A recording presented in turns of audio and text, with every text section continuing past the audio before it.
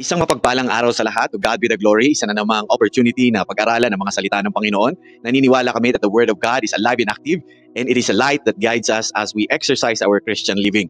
Kaya mahalaga na bago pumasok sa trabaho or sa school or kahit na anong gawaing bahay, dapat na may baon tayo ng salita ng Panginoon. Amen po ba? Welcome po ulit sa Diakonos, and Diakonos simply means servant, and this is our online Bible study ministry. At ngayong araw ay pag-uusapan natin ang topic na the importance of the Scripture. Ito ang Bible study number 57, at kung wala kang lakad, wala din po ako. Tara, Bible study tayo mga kapatid.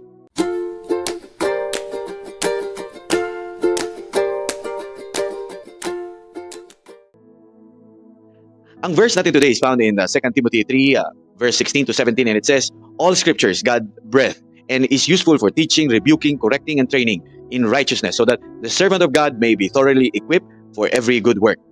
Mga kapatid, to better understand saan nanggagaling si Paul when he said our verse today, let's read chapter 3 of 2 Timothy po. Ikatlong kabanata. Ang mga huling araw. Tandaan mo ito, magiging mahirap ang mga huling araw, dahil magiging makasarili ang mga tao, sakim sa salapi, mayabang, mapagmataas, mapang-insulto, masuwayin sa magulang, walang utang na loob, at hindi makadiyos. Ayaw nilang makipagkasundo sa kaaway nila, malupit, walang awa, mapanira sa kapwa, walang pagpipigil sa sarili, at galit sa anumang mabuti. Hindi lang iyan, mga taksil sila, mapusok, mapagmataas, mahilig sa kalayawan sa halip na maibigin sa Diyos. Ipinapakita nilang makadiyos sila, pero hindi naman nakikita ang kapangyarihan nito sa buhay nila. Iwasan mo ang mga taong ganito. May ilan sa kanilang gumagawa ng paraan para makapasok sa mga tahanan, at manloko ng mga babaeng mahihina ang loob, nalulong na sa kasalanan at alipin ang sari-saring pagnanasa. Nais laging matuto ng mga babaeng ito, pero hindi nila mauunawaan ang katotohanan kailanman.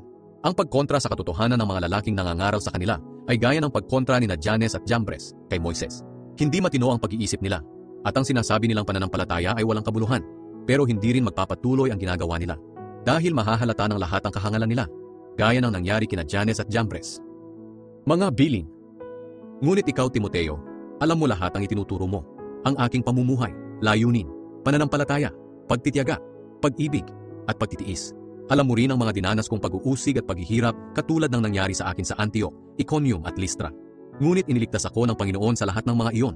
Ang totoo, lahat ng nagnanais mamuhay ng matuwid bilang tagasunod ni Kristo Jesus ay daranas ng pag-uusig. Ang masasama at manlilinlang na may, lalo pang sasama at patuloy na manlilinlang. Maging sila mismo'y malilinlang. Ngunit ikaw, magpatuloy ka sa mga bagay na natutunan mo at pinanaligan. Dahil alam mo kung kanino mo ito natutunan. Mula pa sa pagkabata, alam mo na ang banal na kasulatan, na nakapagbibigay sa iyo ng karunungan tungo sa kaligtasan sa pamamagitan ng pananampalataya kay Kristo Jesus. Lahat ng kasulatan ay isinulat sa pamamagitan ng kapangyarihan ng Diyos, at mapapakinabangan sa pagtuturo ng katotohanan, pagsasaway, pagtutuwid, at sa pagsasanay sa matuwid na pamumuhay, para maging handa sa lahat ng mabubuting gawa, ang naglilingkod sa Diyos. Mga kapatid, ngayon na naintindihan na natin why Paul wrote this reminder to Timothy, and by extension sa atin na rin, because in the last days, those immoral things mentioned will be prevalent. At dahil magiging laganap ito, mahalaga na meron tayong basihan ng ating mga paninindigan bilang mga believers. Napakaganda that in our verse today, ang intro ni Paul ay ang all scripture is God's breath. Now, what does it mean? Paul is saying here that all scripture, not some, not few, but all are ultimately authored by God and penned by men. This is why, mga kapatid, it is a true miracle that we do not see any contradiction in the Bible kahit na isinulat ito ng may mga 40 tao from all walks of life sa loob ng 1,500 taon. Imagine that. God's breath also means it is life. Ang mga salita ng Panginoon is alive and active. Read the scriptures, mga kapatid, and it will not be long before you realize how relevant it is sa buhay mo, kahit 2024 na. In other words, Paul would like to impress to us the reliability ng Scripture. It is reliable. Bakit? It claims to be the Word of God, the Creator of the heaven and earth. It is but logical na kukuha tayo ng manual sa manufacturer. God, being the author of life, must know its purpose and how it should be conducted. Amen po ba? So, it is reliable because the Scripture is inspired ultimately and authored by God.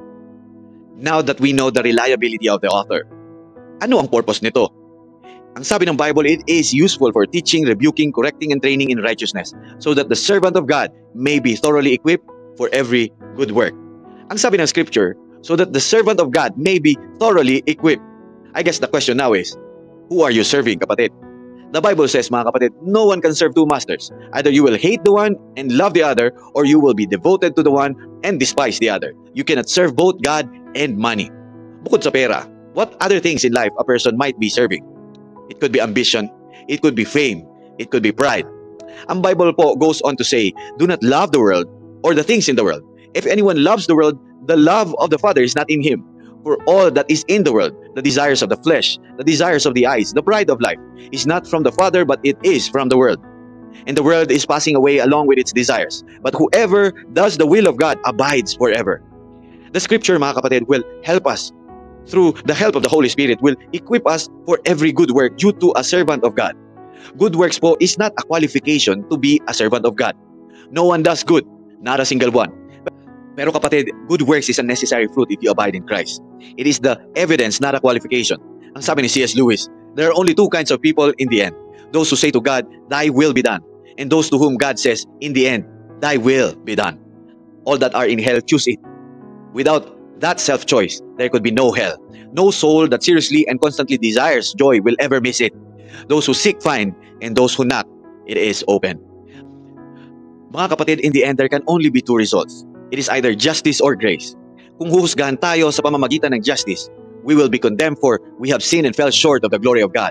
But if we choose grace, while we were still sinners, the Bible says, Christ died for you and I. Grace means unmerited favor, kapatid. Nothing in us made us qualified to receive. But that is how God would like to demonstrate His love. You can choose to say, Lord, thy will be done. Or God will tell you, thy will be done. If you are willing, kapatid, acknowledge before God, I am a sinner. I don't know how to pray, Lord, but I invite you into my life.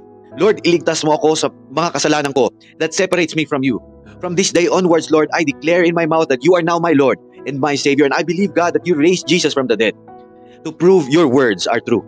Kapatid, if you have made that prayer, you are now a believer secured in Jesus' promises. I encourage you, kapatid, to find yourself a Bible-believing church. Magpa-disciple ka. Grow in the knowledge of our God. Mga kapatid, the world will offer us itself. But what profit is a man if he gains the whole world and loses his own soul? Now we can choose to listen to the world, and it is wide road. Marami ang nakikinig dito. Or you can choose to be equipped by God's very words. Ang sabi ni James Merritt, the primary purpose of reading the Bible is not to know the Bible, but to know God. Mga kapatid, you cannot love somebody that you do not know. So then, faith, according to the Bible, comes from hearing and hearing the Word of God. I thank God, kapatid, that umabot ka sa part ng video na to. This is an indication that you are thirsty and hungry for God's Word. I praise God for that. And we endeavor to put out small Bible studies like this. But in the end, what we really desire is for you to crack open that Bible or Bible app for your personal reading. Love and cherish that, because those are the very words of our loving God. I hope our short Bible study today has been a blessing to you as it is to me. Let's pray po, mga kapatid.